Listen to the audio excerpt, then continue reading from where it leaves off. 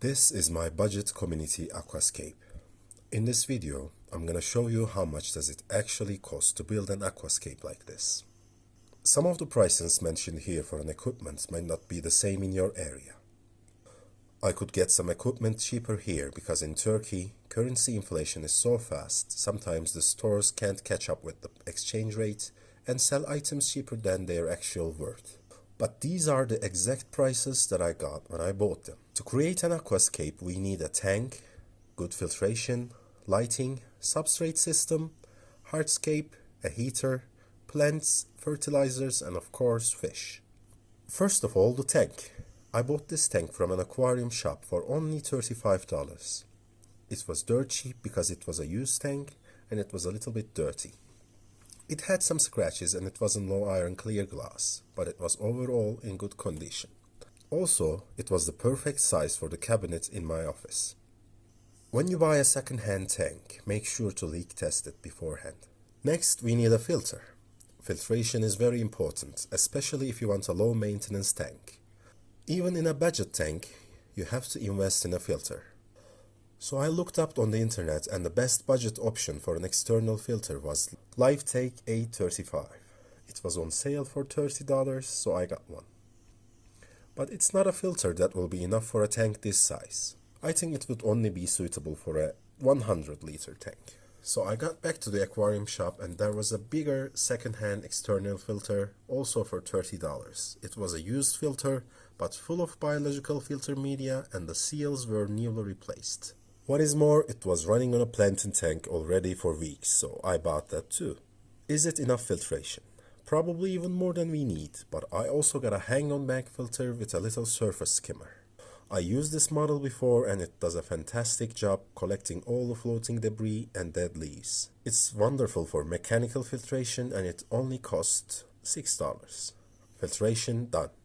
Next up is a heater. The room which this tank is going to be in is not heated properly. Temperature changes a lot during the day, so I need a good heater. Eheim is a good choice and I got it for $15. I aimed for minimal maintenance in this aquascape, so I needed a light that will support low-tech plants but will not cause algae issues. I bought a local brand RGB LED light for $20. It is enough for a low-tech aquascape, but it's not enough for carpeting, foreground plants, or some red plants that need intense lighting. It would be better if it were just a bit stronger, but you get what you pay for. For hardscape, there are so many rock choices and wood types that look amazing, but in my opinion, they are a bit expensive. In the past, I collected some rocks and driftwood from nature and had good success with them. So when I stumbled upon some good-looking rocks on the roadside, I collected about 100 kilos of rocks with various sizes and used about half of it in this aquascape. So hardscape cost me nothing. Next, we need a deep substrate system because this will provide nutrients for the plants, space for beneficial bacteria colonization, and it also allows the plants to take strong roots. Again, there are wonderful choices like aqua soil, but they are also expensive. One of the cheapest alternatives is crushed lava rock. You can get this anywhere in the world for cheap. It's great for beneficial bacteria colonization and it holds some nutrients for the plants. I put about 20 kilos of crushed lava rock in mesh bags and laid it towards the back to create some height. I placed some root tabs to support the plant growth and topped it all off with about 25 kilos of black inert sand.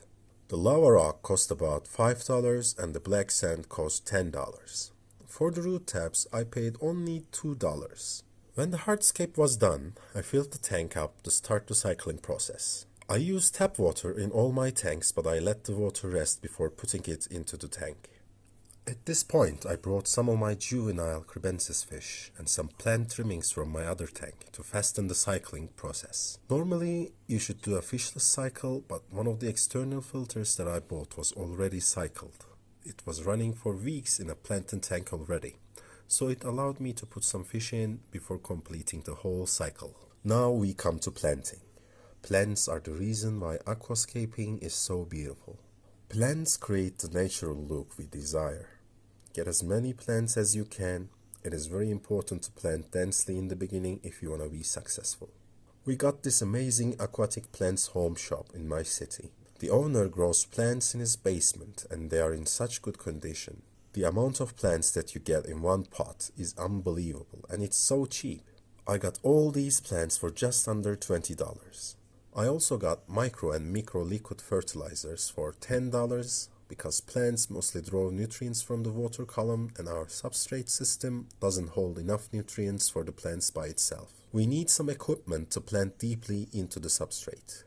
I got these tweezers and fishnet for $5. They are more than enough to do the job. I plant the taller stem plants to the back and short plants to the midground. And I planted some dwarf hairgrass to the foreground, but unfortunately they are not doing well. After planting, the scape looked like this. At this point, you need to let the tank cycle. My substrate system doesn't leach any ammonia, so I didn't need to do huge water changes. First 2 weeks I only did 4 50% water changes, and after that, weekly 40% water changes was good enough. After 3 weeks, I went to one of my favorite local aquarium shops. They are not a wholesaler, but they sell so many fish that they offered nearly the same price as a wholesaler. The plan was to create a community aquascape, so I wanted different kinds of schooling fish all swimming together. I got 16 silver-tip tetras, 10 black neon tetras, 8 rummy nose tetras, 6 serpia tetras, 5 pandacories, 4 Siamese algae eaters, and 2 dwarf plecos, for a total of $35. Our aquascape is completed. This is the complete list of everything you see in this aquascape, and it cost me under $250. With some research, planning, bit of effort, and for a total of $250, you can also create an aquascape like this. Let me know in the comments how much would it cost you to build an aquascape like this in your area. Thanks for watching.